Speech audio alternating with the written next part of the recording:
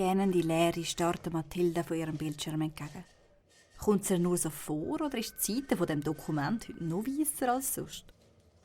Fast so weiss, wie letzte Woche die Strassen waren. Und heute alles nur noch grau und nass.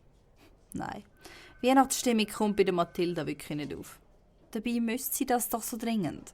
Tilda, schreibst du noch geschwind eine Kolumne für die Weihnachtsausgabe? Weisst, so ein bisschen festlich, irgendetwas Peppi. Heinz, es ist der 23. Dezember. Ah, das schaffst du schon, sagt der Chef heute Morgen an der Redaktionssitzung vom kleinen Lokalblättli und klopft ihr beschwichtigend auf die Schulter. Wie stellt er sich das vor? Wie zum Teufel soll ich bis heute Abend vor dem Druck noch irgendetwas Kreatives aus dem Ärmel schütteln? Mittlerweile zeigt die alte Uhr im Grossraumbüro schon 10:30. Abstauben sollte man die auch wieder mal. Denkt sich Mathilda und versucht sich nochmal von ihrem leeren Dokument abzulenken. Aber es gelingt nicht. Ihre Hände verkrampfen sich über die Tastatur. Parat, um in jedem Moment irgendeine Eingebung zu haben und loszudückeln. Jetzt wäre es doch wieder mal Zeit für ein Weihnachtswunder. Seufzt Mathilda und vergrabt ihren Kopf in ihren Händen. Als sie den Kopf wieder hebt, wandern ihre Augen durch den grossen Grauraum. Am Drucker steht wippend der Andi mit geschürzten Lippen und pfeift Jingle Bells vor sich her. Das macht er schon seit dem Juli. Ja, an Weihnachtsstimmung mangelt es ihm nicht. Genauso wenig der Katharina von der Buchhaltung. Von Kopf bis Fuß strahlt sie Weihnachten aus. Der Pulli, die Socken, ja sogar einen Samichlaus-Hut hat sie an. Auch ihr Tisch sieht nicht anders aus. Der ist über und über mit Engelshaar geschmückt.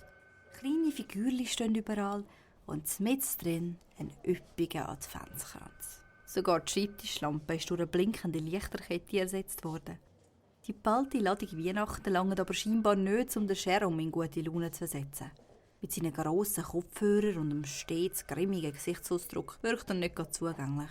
Was er wohl lässt? Vorher hat Mathilda mal kurz gemeint, sie hätte die vertrauten Töne von Last Christmas gehört. Aber das kann doch nicht sein. Oder etwa doch? Mathilda muss unweigerlich schmunzeln. In dem Moment schwingt knallend die Tür zum Büro auf und der Kevin stolpert kriechend rein. Er ist völlig verschwitzt und seine Beine sind bis zu den Knien voll dreckigem Pflatsch. Einmal mehr seit Anfang Dezember ist der Kevin zu spät und oder dreckig. Er hat sich eben vorgenommen, bis Weihnachten mit dem Velo arbeiten zu gehen. So denke ich, er seinen guten Vorsatz fürs neue Jahr schon vorziehen. Wahnsinnig gut schlägt er sich bisher aber nicht. Gerade gestern ist ihm die Kette vom Velo gerissen und zu allem Übel hat ihm dann auch noch eine Taube auf den Kopf gemacht. Oh. Aber irgendwie bewundert Mathilda den Kevin auch. Er zieht die Sachen einfach durch. Egal wie mühsam sie auch sein mögen. Genau wie die Renate. Sie sitzt ganz hinten im Büro zwischen den riesigen Stapel von Unterlagen und bearbeitet sie unermüdlich. Die Renate ist die Rechtsabteilung der Redaktion in Personalunion.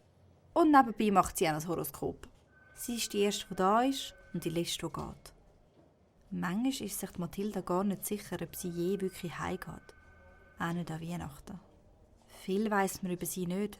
Einzig ein paar Fotos von ihren Kindern und Enkelkindern stehen auf ihrem Tisch. Mathilda nimmt sich vor, im neuen Jahr mehr mit ihr zu schwätzen. Wisst ihr, die Renate war irgendwie schon immer in dieser Redaktion. Sie wäre zwar schon vor über 10 Jahren pensioniert worden, aber irgendwie ist sie nie gegangen. Und darum ist einfach alles so geblieben, wie es schon immer war. Die Renate war auch schon lange vor dem Chefredakteur Heinz da. Der Heinz hetzt in dem Moment an Mathilda vorbei. Seit ein paar Tagen ist er noch gestresster als sonst. Er muss nämlich dringend ein Geschenk für seine Kinder haben.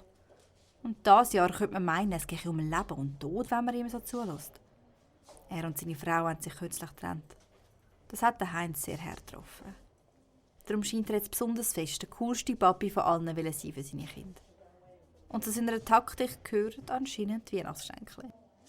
Mathilda schaut ihrem Chef traurig hinein. Er macht es wie als Journalist.